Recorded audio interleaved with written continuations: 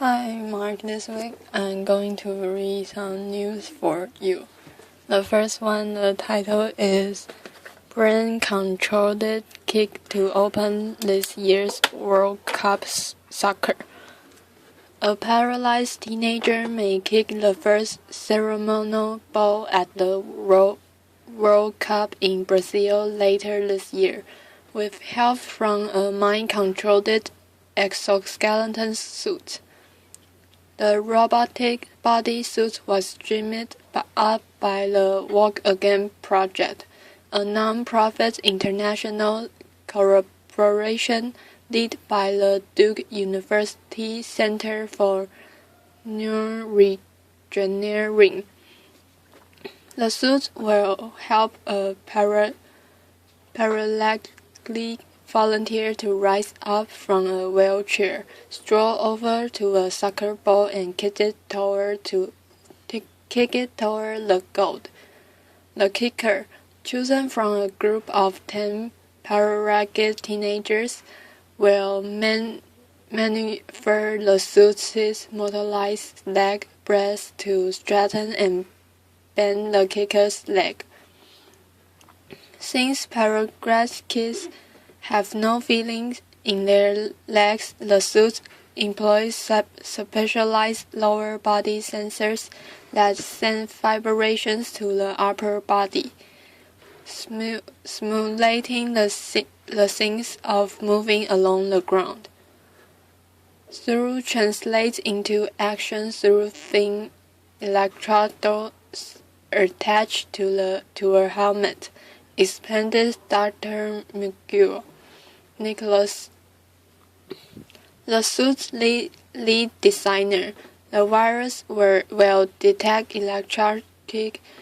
electrical signals generated by hundreds of individual brain cells and coordinate them with the appropriate muscular movement. In a sense, it is a negotiation between the patent and the system, Nicholas said. Currently, the 10 teenager male and female volunteers are training for the kick within a virtual reality environment. Right now, they are using their brain waves to control an avatar on a screen, expanded Regis Copper, director of Duke Immersive Virtual Environment, the group in charge of the training. This will ready them for the real event when they put on the suit and do it themselves. One volunteer and an alternator will be chosen for the World Cup ceremonial kick in the next couple of months and begin the final training using the suit, Nicholas said. Selection will be based on body size and ability to control the suit. The ultimate goal of the project is to make wheelchairs obsolete, Nicholas said. He said he believes this is achievable in the near future as new prosthetic devices like the exoskeleton become more sophisticated. The World Cup kick will show the world we are getting very close to this kind of milestone, he said. Most people don't believe it is possible, but if all goes well, this will prove to them that we are closer than they realize. And this news is over.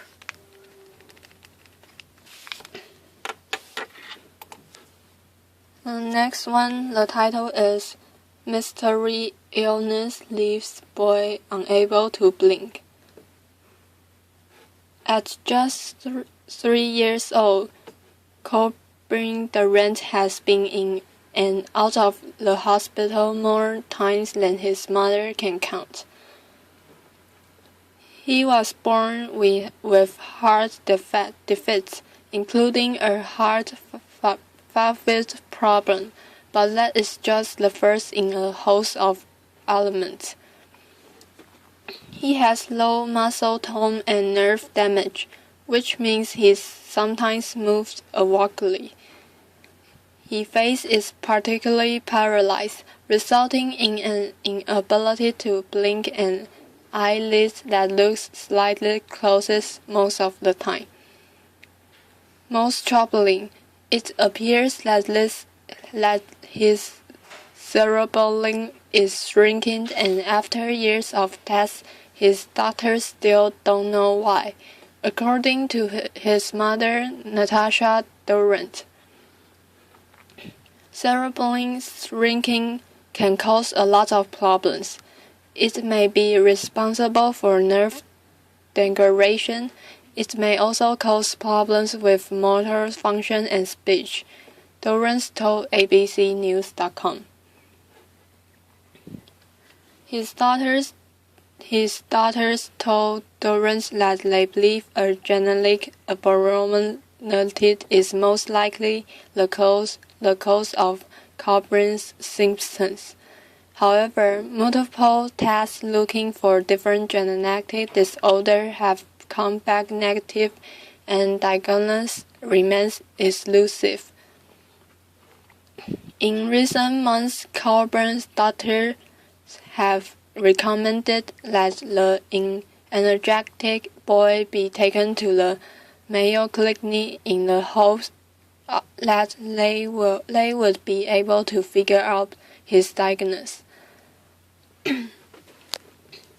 His daughters were working on this for 4 years. They decided it is time for him to see a new team, and almost all of them first mentioned Mayo Clinic, said Durant. If we can figure out a diagnosis, I am hoping there's something to slow it down. The family hopes to raise $20,000 to get Corbin his internal consultation at the facility. According to ABC News affiliate KOMO TV in Seattle, the family needs to put a down payment of more than $9,000 to be seen at the clinic. While the disease has taken a physical toll, Durant said Corbin remains a very outgoing kid, and he appears to be aware of how other people perceive his illness. People always ask what's wrong, Durant said of strangers when they see Corbin for the first time. Up until 3 months ago, he didn't have a care in the world, but he's starting to understand. And this news is over.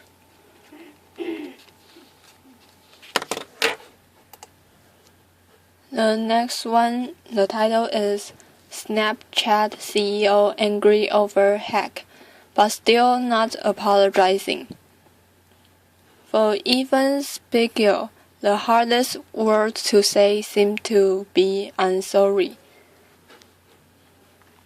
Snapchat CEO appeared on NBC's Told It on Friday in a pre-taped interview with Carson Daly to discuss the New Year's Eve security breach, which resulted in 4.6 million usernames and phone numbers leaking online. Spiegel was visibly frustrated by the hack. Daly described him as outraged, but the CEO still did not offer an apology to users. Technology business in general is susceptible to hacking, Spiegel said in the interview. That's why you have to work really hard with law enforcement, with security experts, internal and external groups, to make sure you are paying attention and addressing security concerns. And this news is over. The next one, the title is Watch Transformers director Michael Bay's Brazil CES X6. Transformers director Michael Bay, the featured speaker for Samsung's International CES presentation in Las Vegas today, walked off stage after less than 2 minutes when his teleprompter malfunctioned and words failed him. Frustrated, Bay tried to answer the moderator's questions, but just stumbled over his word, unable to wing it, as he said after he announces to the audience what the problem was. "Excuse me, I'm sorry, Bate said as he walked off stage. "Okay, ladies and gentlemen, let's thank Michael Bay for joining us," the moderator said, trying to make a quick recovery from the incident. Bay later posted on his website his embarrassment about the situation. "Wow, I just embarrassed myself at CES. I was about to speak for Samsung for this awesome curved 105-inch UHD TV. I rarely lend my name to any products, but this one is just stellar. I got so excited to talk that I skipped over the X6 intro line, and then the teleprompter got lost. Then the prompter went up and down. Then I walked off. I guess live shows aren't my thing." And this news is over. And the next news, the title is Hundreds of Passengers Rescued After Night on Frozen Amtrak Trains. Hundreds of Amtrak passengers were rescued today after spending a bone-chilling cold night, stranded on board 3 Amtrak trains that were crippled by snow and ice outside of Chicago. More than 500 passengers who were affected by the delay are expected to arrive in Chicago this afternoon, likely on charter buses nearly 20 hours after they got stuck. Amtrak spokesman Mark Margolari told ABC News. The trains were halted late Monday near Mendota, about 90 miles west of Chicago. The passengers were aboard the southwest trip from Los Angeles, the Linus Periphery from Kinzie Third, and the California Periphery from the San Francisco Bay Area, Margley said. The trains ground to a halt at 4:50 p.m. ET Monday after they hit a 12-foot snow drift that paralyzed the engines, passenger Brian Plummer told ABC News Today by cell phone. Larry Moseley of California, who said she was stuck on one of the trains, told ABC News he was en route to Chicago to attend her mother's funeral. The conditions is cold. We are wearing coats. And my husband is a diabetic. He hasn't had any food all day, Moseley told ABC News by cell phone. The bathrooms are flooded, the sinks are full with water, and the toilets are flooded. Amtrak spokesman Craig Surtees said this morning the passengers were being taken care of on the train as they awaited rescue. We do have some folks that are struggling in place out there on the train. They are being well taken of. There are supplies, there's food, there's power on the train, Surtees told ABC News. Plummer said Amtrak gave passengers dinner but no snacks when they were stranded. I inquired about breakfast service and they stated that at this time there was none planned. When the street officer that was on board here, when he left around 3 a.m. this morning, he stated that the Red Cross was informed and was trying to get us some meals, he said. With the extreme cold also bearing down on the northeast, Amtrak said trains on the northeast corridor between Washington and Boston and the Empire Line between New York City and Albany would be operating on modified schedules. Air travel was also crippled by the sub-zero temperatures.